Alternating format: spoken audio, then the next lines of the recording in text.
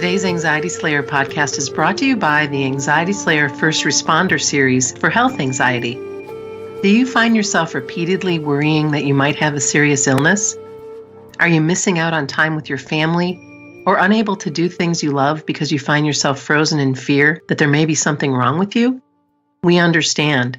We've both experienced health anxiety, and we know how awful it feels and how it can take over your mind and cast a shadow of fear over your life. For the last 9 years, we've uncovered the biggest challenges our listeners face with health anxiety. And in the Anxiety Slayer First Responder Series, we respond to these challenges with step-by-step teachings, tools, and techniques to help you stop anxious thoughts about your health. Learn more at anxietyslayer.teachable.com. Welcome back to Anxiety Slayer. We're so happy that you're with us again. I am here today with my wonderful friend and co-host, Ananga Sivyer. Hello, Ananga. Hey, Shan. Today we're answering a listener question about a fear that her anxiety is pushing her loved ones away. And one of anxiety's many tricks is to make us doubt our relationships with others. We might worry that we are too needy or high maintenance, or that others might think we're crazy or weak. And so we're going to talk about that today. Yeah, this is part of the looping dialogue of anxiety that makes us think it's us. We tend to fold in on ourselves and self-examine in a very painful way when we're suffering with high levels of anxiety.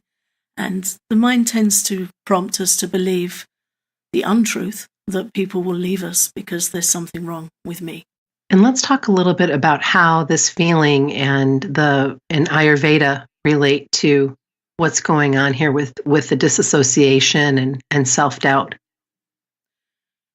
We've talked many times on the podcast about how Ayurveda gives understanding to the experience of anxiety in general and how it impacts us, and how one body type in particular, the Vata body type, being an airy and ethereal type, can suffer greatly in the mind with these blowing thoughts of self-doubt. And Vata can prompt us to turn in on ourselves and disassociate. It can make us feel very blown around by others' emotions, others' moods. We can become very easily impacted, deeply impacted by the opinions of others and what we hear from others when we're experiencing this Vata-type anxiety, because we don't feel particularly rooted or grounded in ourselves. And so we're very prone to self-doubt. And what we'll be talking about in this podcast is how connection is a real remedy for that feeling of scrutiny and feeling that there's something wrong with us and that others are regarding us in that way. I think it's important that we also bring up the importance of self-care and self-acceptance when we're feeling out of sorts. Understanding that taking care of anxiety with many of the gentle healing practices that we've recommended over the years, that we try those, that we go back to those practices that we know support us and take care of ourselves the best we possibly can. Yeah. None of us have to be stuck with anxiety forever. And that means we don't have to worry about it affecting our relationships forever. But we do need to take action to support ourselves by learning as much as we can, by applying anxiety calming skills, and making important lifestyle adjustments as well. Yeah, the more comfortable we are in relationship with ourselves, the more grounded and rooted and safe we feel, the more our self-concept rises through taking care of ourselves and showing ourselves compassion, then the less we're impacted by fear of loss in relationships with others. So really the most important relationship, it all begins with look after yourself, take care of yourself, and look at the many tools and techniques available that can help us do that. The more comfortable we are internally, the less affected we are externally with the opinions of others and fear of loss, because we feel more at home in ourselves, more settled in ourselves. And once we do feel more comfortable in our own bodies and with our minds, we can come to a place where we realize that we don't have to suffer from anxiety in silence. And this has been true for me over the years, that if you can let a loved one or a trusted friend know that you're suffering, it takes the pressure off to just let them know where you're at. You don't have to pretend you're okay. You don't have to try to keep up when what you really need is time for self-care. Knowing what you need is a big part of this, and letting people close to you understand, letting them know how you feel and what you need is a big part of how you can feel better about this and realize that you're not pushing them away. If you need support, you can ask for it. If you need some alone time, you can let them know that that's what you're going to do as well. Also, to really try and cultivate connection, quality connection when we're with people. If we're really looking at them, hearing them, being with them in that moment, then there's no need for anyone to feel pushed away. We can't control how people respond to us and our anxiety. That's their area of choice. But we can choose how we relate to those around us.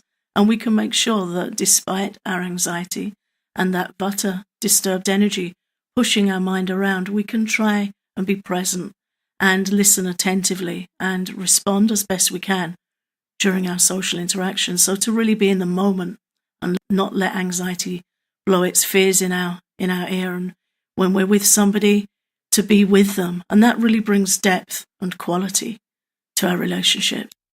Also looking for exchanges and activities that don't spark anxiety. Shan, you were just saying about letting a loved one know if we feel unable to go to big events, noisy events, or if we feel that we might need some alone time. So looking for ways that we can connect with others that doesn't feel too much, doesn't feel too overwhelming.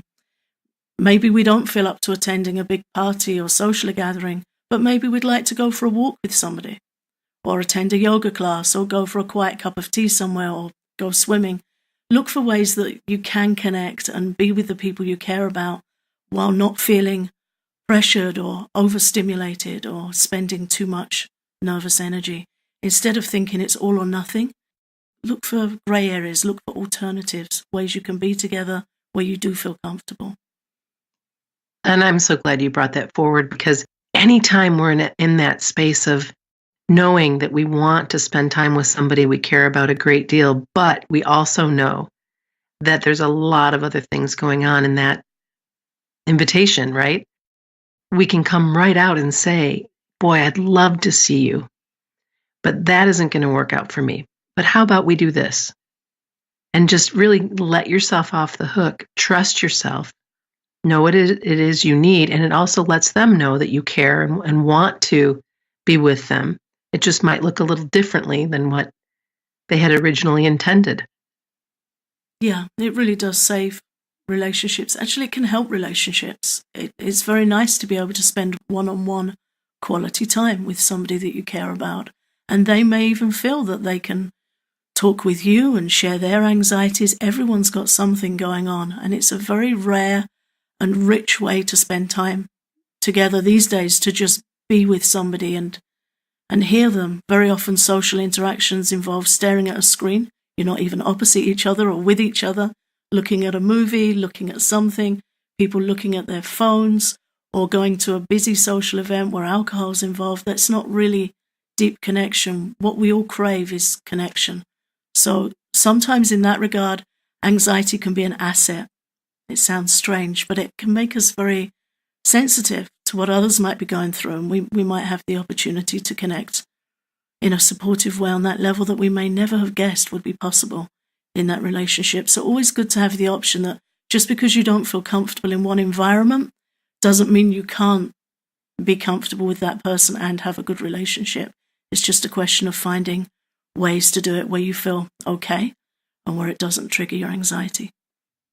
And we've also talked about emotional nutrition in the past and how important that is. And I think it's something that bears repeating, is that sometimes all the signs are there that we are cared about and the relationship isn't likely to end. But emotionally, our anxiety can stop us seeing the good in the situation. It can fill our minds with doubts and fears where there is reassurance. So it's important that we know that it can be helpful to just take note of the sweet moments where somebody shows you affection or understanding. All of those count. Breathe them in. Write them down in a gratitude journal. Just remember that you are loved. It's not uncommon with Vata disturbance for people to miss the very things that they need most. And we like to talk about Vata benefiting from hugs, especially a big kapha hug. Yeah. When anxiety is running high, you might not notice those moments of opportunity for grounding and connection and hugs. And so if a hug is offered, you want to make sure that you know it and receive it with gratitude. Yeah, Vata anxiety can really cause, as we've mentioned earlier in this episode, disassociation. But that's not really an emotive word. It doesn't really give an idea of the experience. So what that really feels like with a Vata person, it can feel like you're in a glass bubble. So you're not really connecting with the people around you, and you're not really receiving those interactions, those healthy, emotional, nutritional, incoming interactions. Ayurveda teaches that our nutrition, it doesn't just come from our food. It doesn't just come from the air we breathe. It comes from all energy around us.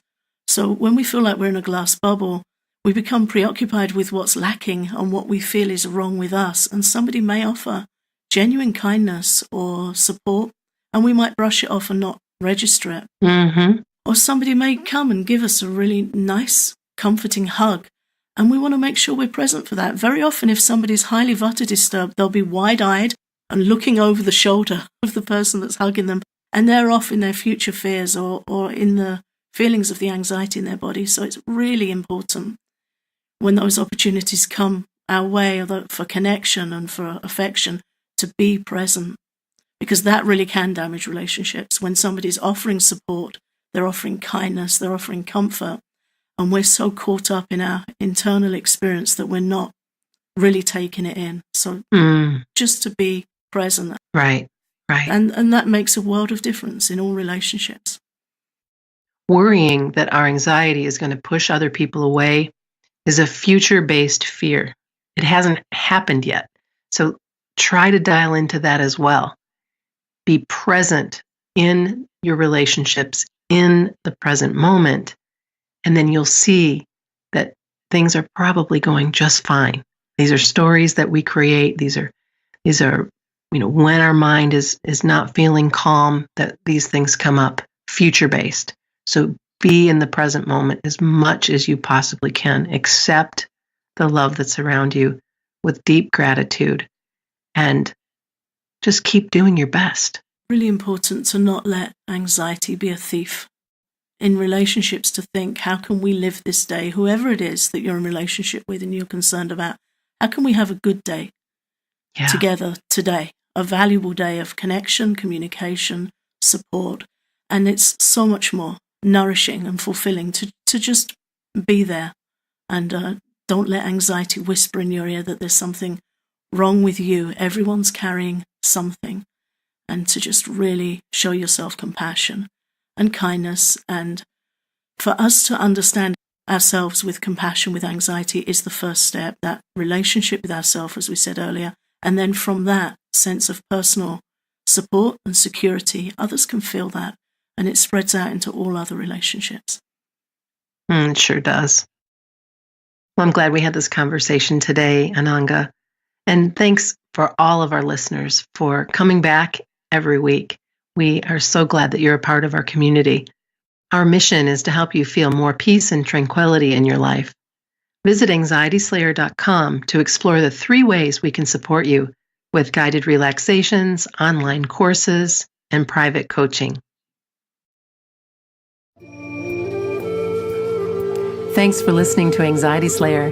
This episode is brought to you by the Anxiety Slayer First Responder Series, a supportive health anxiety course to help you feel better, because worrying about your health can rob you of precious time and peace of mind. Learn more at anxietyslayer.com.